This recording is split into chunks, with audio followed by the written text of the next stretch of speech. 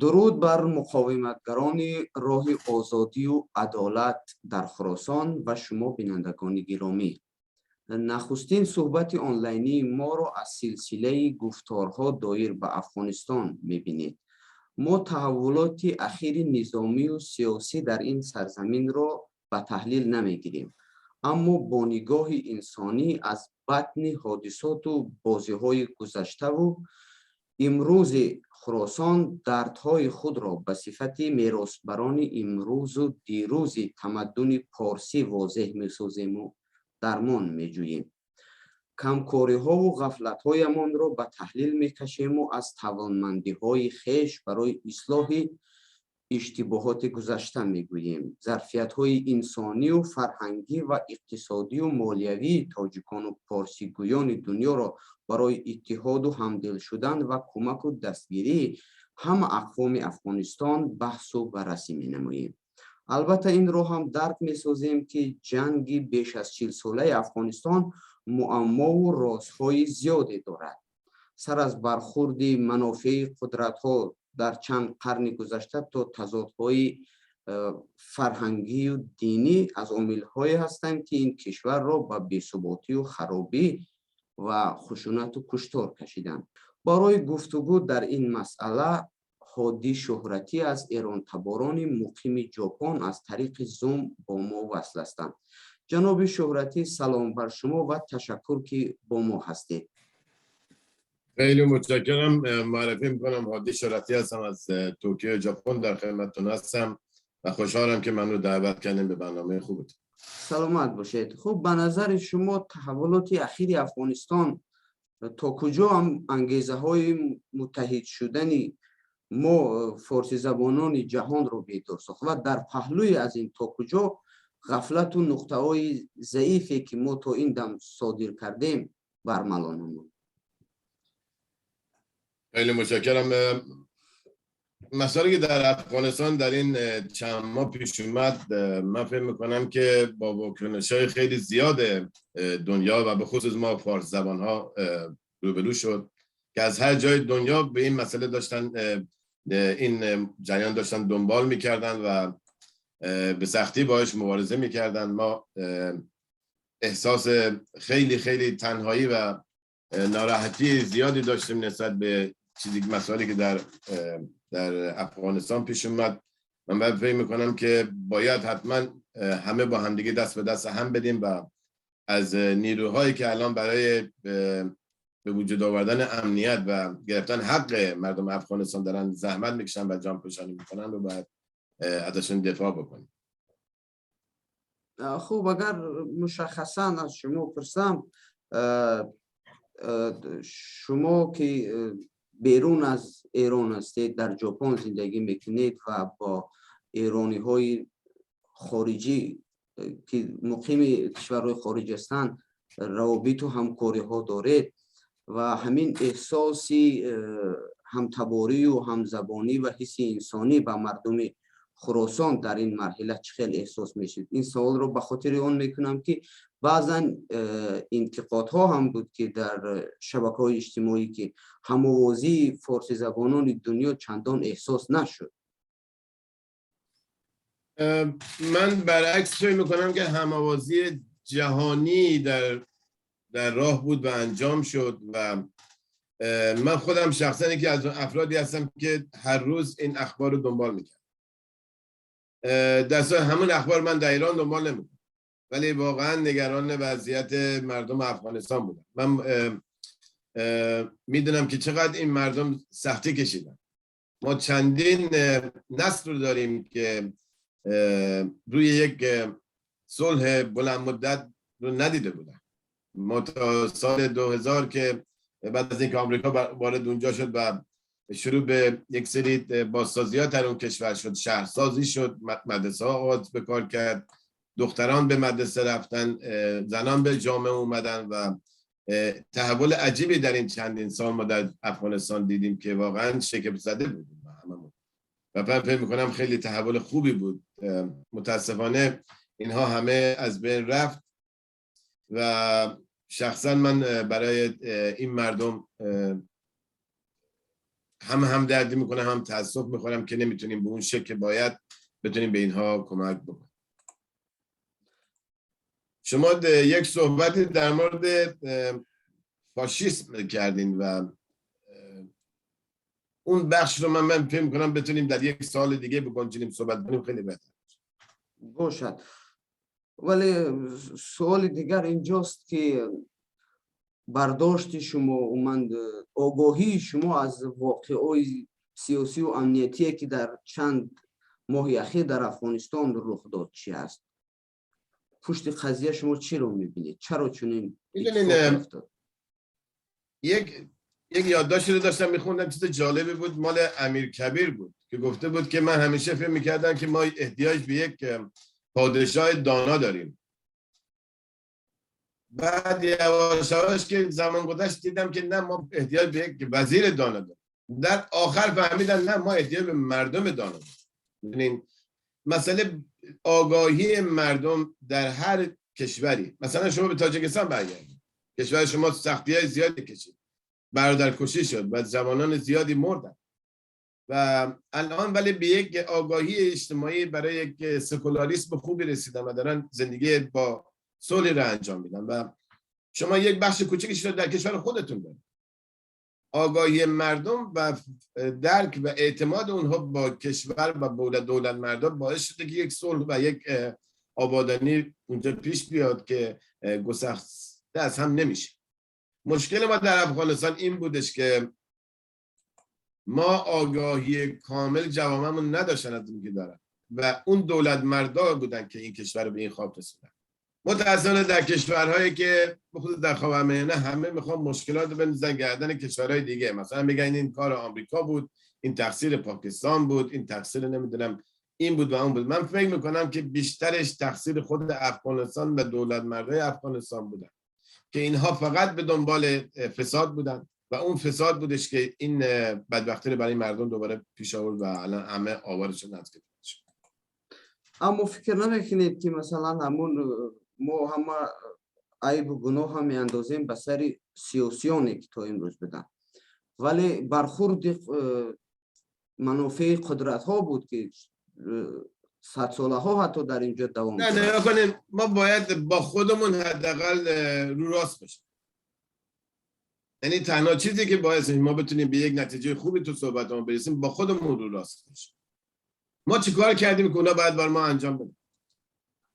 20 سال اونا اونجا بودن، اگه اینا 40 سال هم اونجا بودن همین بود. هر کار میشد میگفتن آمریکایی اینجاست نمیذارن ما پیش رفت، مال ما رو دارن میبرن، دارن تاراج میکنن. ولی دوست من، اون تاراجی که دارن میکنن آمریکایی نیست، فهم شماست که داره به تاراج میدن. مشکل ما از اینه که یک ملت، یک کشور باید با همدیگه متحد بشن و برای کشور خودشون زحمت بکشن. آیا همه افغانستانی ها میتونن بگن ما تمام زحمت رو کشیدیم نشد؟ نه. تمام بیشتر دولت مرده افغانستان به دنبال فساد بودن. این رو میزد، این رو میزد. یک دفعه نشستن تو یک مجلس یک تصمیم بگیرن به درد مردم بود. همون کارهایی هم که شده به خاطر آمریکا شد انجام شد، وگرنه خود افغانی که این کارو نمیکرد. حقوق میگیرن نمیدادن به مردمش. میدونید ما مسائل زیادی رو اینجا میبینیم که نمیخوام زیاد وارد ریزه های کار بشم، ولی در کل ما باید با خودمون رو راست باشیم. یعنی حداقل با خودمون دروغ نگیم. این تنها لطفی که میتونیم برای یک درست کردن یک کشور خوب و یا به یک نتیجه خوب رسیدن رو یکی از پایه‌هاش هست و من فکر میکنم که در هیچ کشوری کشوری دیگه نمیتونه کاری بکنه تا مگر اینکه اون کشور بخواد. هیچ دولت مردی نمیتونه از یک کشوری بترسه اگه خودش نخواد. هیچ کشوری به کشوری باش نمیده مگه خودش نخواد. اون مشکلاتی هست که اون کشور داره و اون لیدرشپ ها یا اون رهبراشون یا اون رؤسای اون کشور که مسئولیت دارن به مسئولیت خودشون خوب انجام نمیدن و کشور به این روز انداخت. این مملکت رو کشتن بیچاره، الان همه آواره. آخه شما کجای دنیا 40 میلیون نفر آواره باشه؟ اصلا چیز غیر ممکنیه. این اصلا قرن 21 کنه، قرن یکم فکر کنم همچین مسئله ما نداشتیم به این شکل. یک کشور رو بیان قبضه بکنن و مردم از اون کشور فرار بکنن و هیچ کدوم بلند نشن، مثل این دوستمون آقای شاه مثلا، احمدشاه بود پسرشون بودش، بله، مثلا بیاد بلند بشه و مقاومت بکنه و هیچ کس بهش اون شکل کمک نکنه. واقعا من این چیز عجیبی میبینم. خب آینده مقاومت رو بر راهبری احمد مسعود چگونه میبینید که تا کجا بیداری میتونه مردم، انسجام باید پیدا بکنه. یعنی باید جایی برسن که بدونن که بدون مقاومت نمیتونن این رو ببرن و من فکر میکنم که بردن طالبان کار سختی نیست، اصلا کار یک شبه است. اینها میتونن مثل قطره آب بشن تو دریایی که یک کشور هست. ما داریم در مورد یک کشور صحبت میکنیم، در مورد یک گروهان که صحبت نمیکنیم یا یک ارتش یک شهر، که ما داریم در مورد 40 میلیون نفر صحبت و اینا 75 یا 100 هزار نفر. اگه هر کسی یک سنگ رو بندازه میشه 40 میلیون سنگ. میتونی یک کوه البرز رو درست کنیم با سنگ. چیز شوخی نیست قدرت مردم. بیشتر از 2 میلیون نفر، بیشتر از 3 میلیون نفر، نه 40 میلیون نفر آدم میزنن اونجا اسیرن.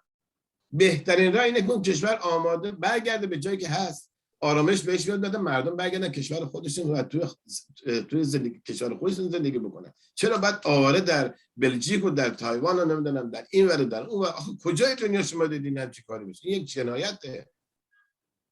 این جنایت خود افغانی هم دارن در حق خودشون میکنن. هرات هم بودم، کابل هم بودم،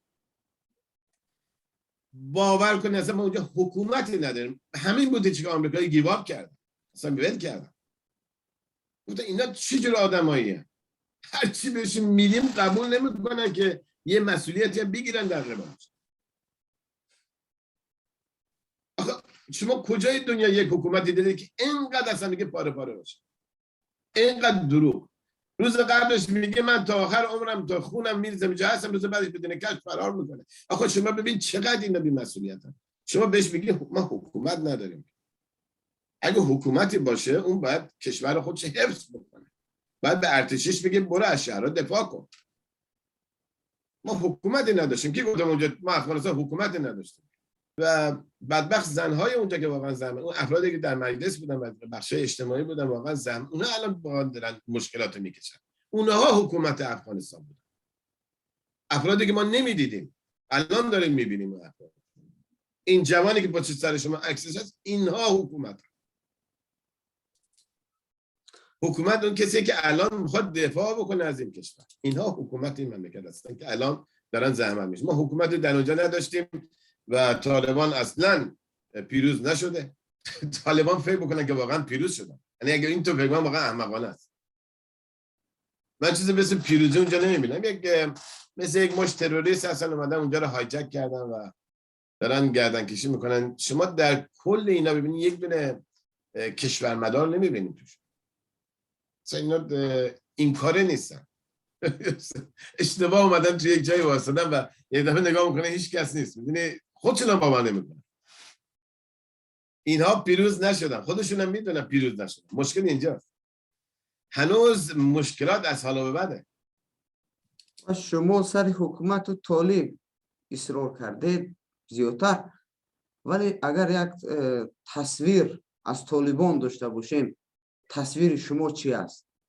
از سیمای طالب، از رفتار طالب، از ظاهر و باطنی طالب. میترسم یه چیزی بگم خیلی ناراحت بشیم. نگاه کن، من طالبان رو در سطح نمیبینم که بخوام در موردشون صحبت کنم.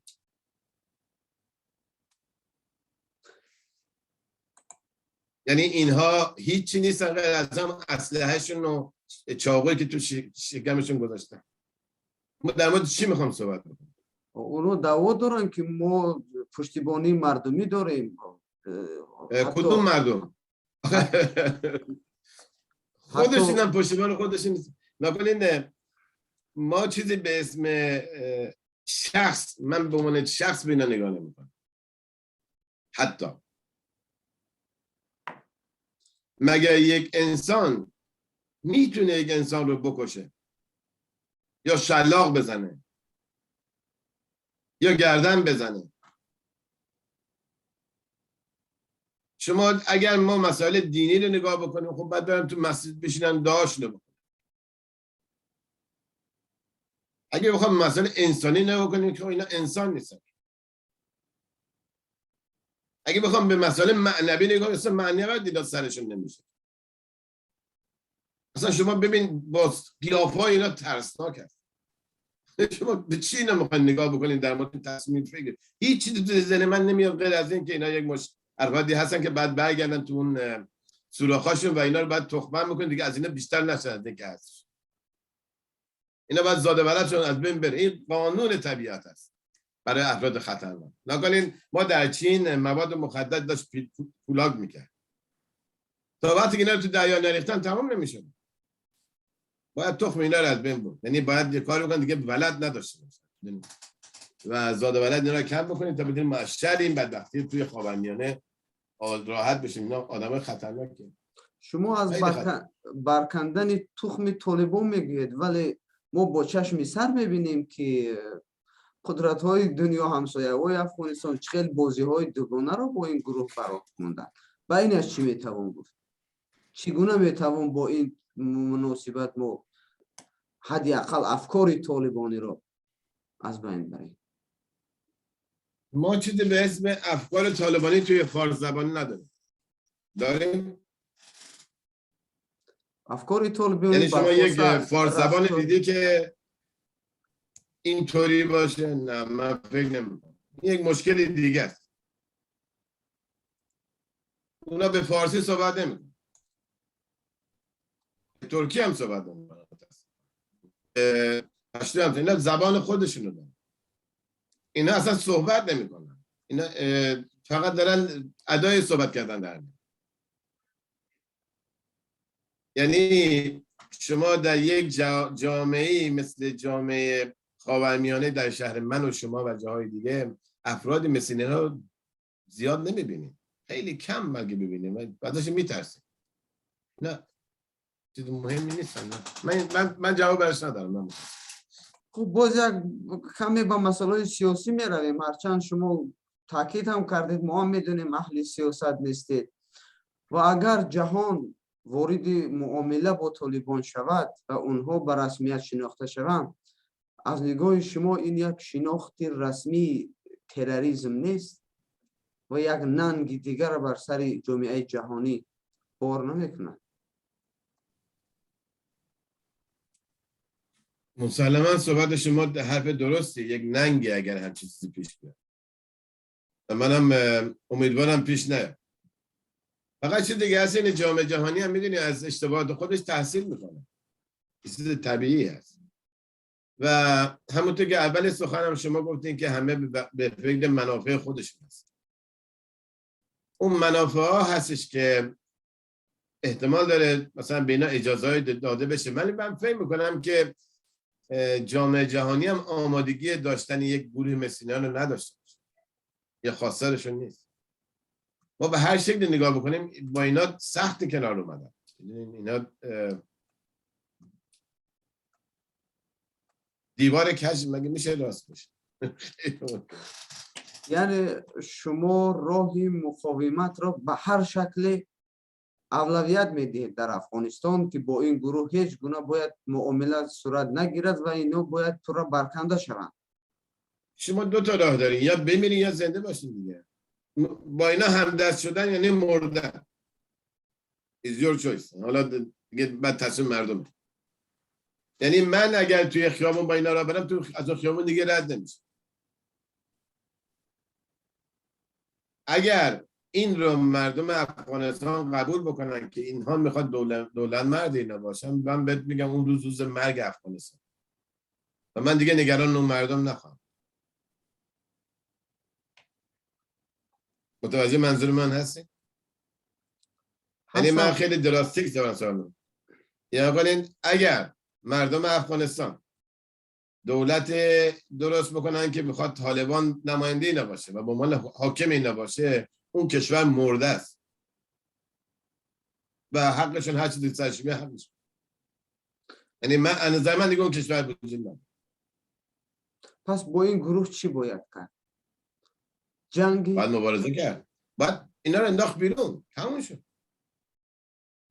فرار کردن این ورو، های آمریکا کمک کن، های ای بکن، اینا به درد نمیخوره. اینا حرفای توی خونه است. وقتی که تخم میشکنی و زیر کرسی میگین شما چی میگین، یه جای گرم نشستی و میخواد 4 تا گپ بزنه خوبه، ولی در اصلش عملش فقط یکیه، بلند بشن بندشون بیرون، تموم شد. هیچ دیگه غیر از این نیست. مقاومت نیست، حرکته. من دیگه احتیاج به مقاومت دارم. مقاومت در مورد چی؟ یک مش آدم کش باید حرکت کنم بندشون بیرون، تموم شد. ولی گپ هم همین جاست که کدام عامل‌ها همین مقاومت رو یک شکل سرتاسری داده نمیتواند. آگاهی، من به شما گفتم دانا بودن مردمشه، بعد آگاهیشون رو بریم، بعد زمانش رو کوتاه بکنیم. میدونی درست است. همین آگاه نبودن زیاد مسائل دیگر را به وجود آورد که دنیا در کائنات زندگی دارند و چقدر پیشروی های علم است، فرهنگ است، تکنولوژی هست و همین ناآگاهی ها است که من فکر میکنم در افغانستان یکی پشت قوم می رود، یکی پشت مذهب، یکی پشت منافع شخصی، یکی پشت منافع گروه های سیاسی می رود. ولی به هر صورت رنج اصلی رو فرهنگ ما دید. ما فکر میکنم این ما باید اعتراف کنیم، ما باید عمل بکنیم، به خاطر که الان اون کشور داره روز به روز داره از بین میره. اگه ما بخوایم بشینیم هی صحبت بکنیم همه رو میگیرن، تمام میشه، میره، مردم خسته میشن و میمیرن.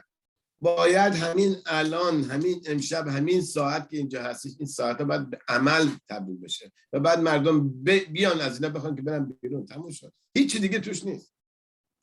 نه اسلحه میخواد، نه چی. با مردم میگن ما شما رو نمیخوایم. شما نماینده کیه که شما رو دعوت بیا اینجا؟ به من بگو که الان تو اومدی اینجا که بگی آقا 1 میلیارد دلار ما بده که کشور بچرخون، چرا برای همین اومدی؟ خوب برگرد برو. شما به طالبان باشین 2 کلمه حرف میزنه، فقط حرف پول دارن میزنن. میگه ما رو به رسمیت نشناختی، نشه فقط به ما پول بده. چرا به خود پاکستانی پول میخواد؟ پول اسلحه‌شو باید بهش بده. پول نمیدونم رئیس و اساسشو باید بهشون باش بدن. چون اینا تا اینجا اومدن الکی اومدن. اگه مردم اتحاد داشته باشن اصلا 1 ثانیه اینا رفتن، اصلا نیستن اونجا، همش فرار میکنن. اصلا ما چیزی به قومیت‌ها، این جنگ قومیتی تو عربا بود، ما فارسا که نبوده که. اصلا ما چیزی به اسم جنگ قومیتی نداشتیم. کشورهایی که مثلا پارس کشوری بوده که حتی به اسرائیلی‌ها آزادی داده که دنیا به اینا آزادی نمیده. یعنی ما در یک سطح فکری بالایی هستیم که احتیاج به اون، فقط باید آگاهیمون بیشتر بکنیم در مورد جوامعی که توش هستیم. اگر وضعیت به همین صورت ادامه کند، شما آینده زبان پارسی و مردم تاجیک افغانستان رو چی گونه میبینید؟ والا ما یک قومی هستیم یا یک ملتی هستیم که واقعا فکر کنم جز اولیه‌ها در این دنیا باشیم. می‌دونین با 5 سالی هستیم و با مشکلات زیادی هم مثلا در تاریخ داشتیم و برخورد کردیم و این مشکلات همینطوری اومده و ما باش فائق اومدیم، پیروز شدیم و من مطمئنم که از این تاریکی امروز هم باز ما سربلند و بیرون خواهیم اومد و اون روشنی‌ها رو دارم میبینم. من روشنه در جوانای افغانمون میبینم، من روشنایی در جوانای تاجیکستان هم میدونم، من جوانای در جوان ایرانی میدونم و دیگه که اون ندانسته یا دانسته بچه‌ها دارن رشد میکنن. ما به یک جایی داریم میرسیم که دیگه غیر از داشتن همدیگه به کمک به همدیگه چیز دیگه نخواهیم داشت. یعنی داریم به اون نتیجه ها میرسیم. الان جوانای افغانستان و تحصیل کردانی که در افغانستان بودن، من در شبکه‌های اجتماعی می‌بینم که واقعا پیشرفت کردن و دارن جهش‌های فکری خیلی عجیبی داشتن. تو همین چند ماه، تو همین 2-3 ماه اینا جهش چندین ساله کردن و یک چیزایی رو ما به انگلیسی میگیم ریالایز کردن، این چیزا فهمیدن که قبلا بهش فکر نکردن. این خوب خودش یک کار خیلی بزرگی هست، می‌دونید، و اون سوادی که اینا داشتن و ازش استفاده نمی‌کردن داره یواش‌یواش خودش نشون میده و من مطمئنم که ما از این کوه تاریکی و سختی که در خاورمیانه هست، به خصوص در بین ما ملت‌ها برای ما پیش اومده، ما با سرفرازی بیرون خواهیم اومد. همیشه در تاریکی نور هست. من اینطور فکر می‌کنم.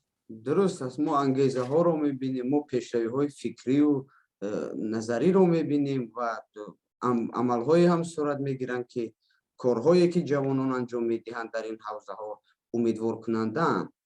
ولی باز هم ظرفیت های استفاده نشده ما در کجا است؟ ما تا امروز هماوازی زیاد داشتیم ولی ظرفیت هایی که میتوانیم ما برای تکمیل این روند استفاده کنیم چی است از نگاهتان؟ میدونیم به مسائل مهم باید با مسئولیت گوش کردن و نگاه کردن. به مسائل مهم با مسئولیت گوش کردن و با مسئولیت انجام دادن است.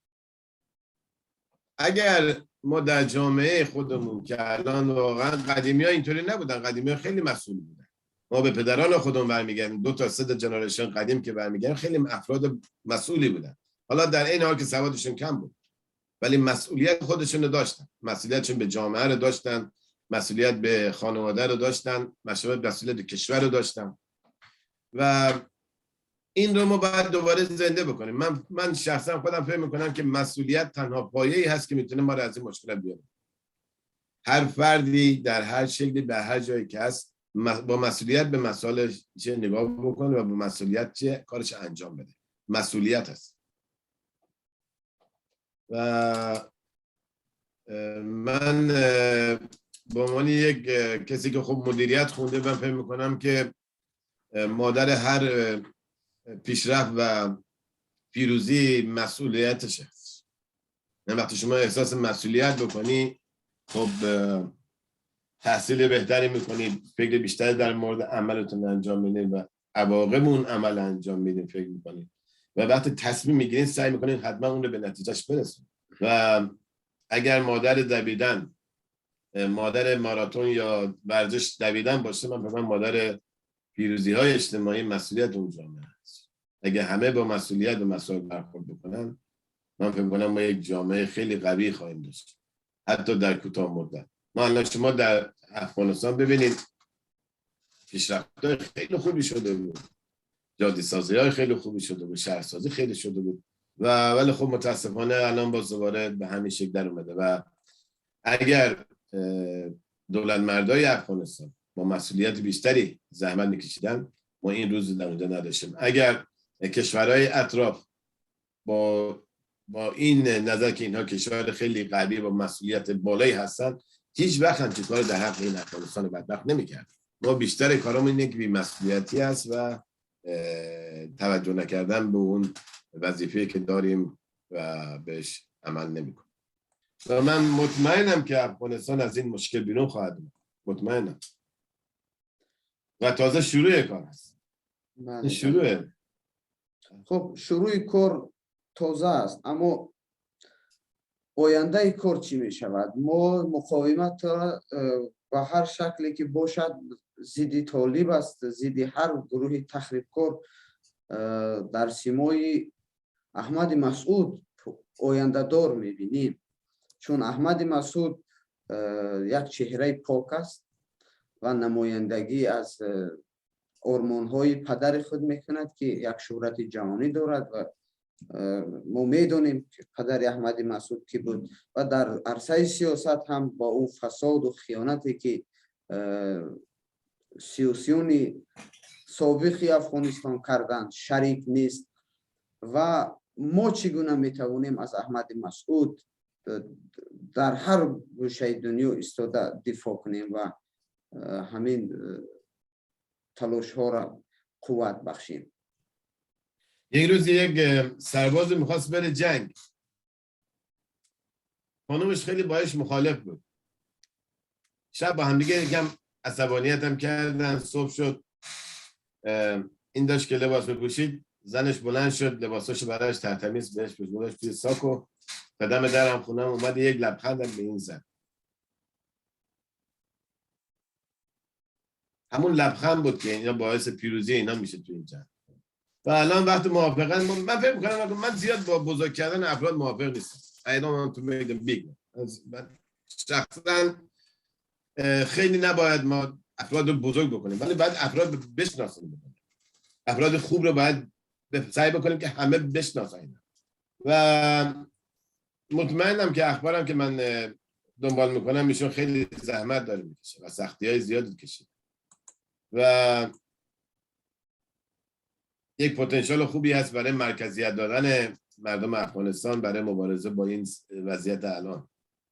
من فکر کنم شانس خوبی هستش ایشون و باید حتما به هر شکل شده ازشون یا با لبخندی باشه، با یک حرف دلگرم کننده باشه، یا با یک کمک مالی باشه، یا با یک کمک قدرت بدنی باشه، یا قدرت اسلحه باشه، بهشون کمک بشه تا بتونه که اونجا در مقابل این مشکلات فائق بیاد و بتونه بهتر کارش انجام بده. زمینه ها برای دستگیری از اون به نظر شما آماده هستن؟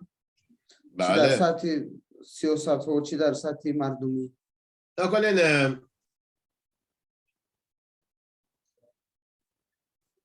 من فکر میکنم که زمینه ها رو خودشون دارن، میدونین آماده، میدونن خودشون آماده است. حالا کی به چه شکل میخوان شروع بکنن در رابطه با اون استراتژی هستش که اینا در آینده میخوان پیش بگیرن و در اون مورد حرکت بکنن. هر مدیری، هر رهبری، هر رئیس یک گروه بودن یعنی استراتژی دارن و یک هدفی هستش که در موردش دارن کار میکنن. من مطمئنم در گروه ایشون هم افراد باسواد و خیلی قوی وجود دارن که میتونن این پلن ها و برنامه ها رو بریزن که بتونن به یک نتیجه مطلوبی برسن و تا الان هم خیلی کار کردن. من فکر کنم واقعا زحمت کشیدن. من همیشه اخبارشون رو دنبال میکنم و امیدوارم که هر چه زودتر بتونه که بزرگترش بکنه. میدونی دست ها و اون چی میگن مویرگ های بدن کشور خون واردش بشه و حرکت بکنه و بتونن همه منسجمتر با این مشکلی که الان در افغانستان پیش اومده مبارزه بکنن. من فکر میکنم که ما رهبرای زیادی در افغانستان داریم که به زودی زود میان بیرون و همراه میشن با هم دیگه. شما اون رو خواهید دید، خیلی زود خواهید. تشکر از شما جناب شهرتی. امیدوارم من جواب شما رو داده باشم. همونطور گفتم من خیلی آدم ایموشنالی هستم، احساساتی هستم و سیاستمدار نیستم. سعی میکنیم که مقصد ما هم از همین عبارت است که ما با نمایندگان همه کسب و کارهای گوناگون صحبت داشته باشیم و نظر و پیشنهادهای اونها رو گرفته باشیم و همین گونه یک توانیم که در پشت این تلاش ها باشیم و از انسانیت در افغانستان دفاع کنیم و یک افغانستانی برای رسیدن به یک افغانستان آزاد کمک کنیم. ما امیدواریم که صحبت های دیگر هم با شما در موضوع های دیگر صورت خواهد گرفت. حتما انتظار شما هستیم و خیلی متشکرم، لطف کردید.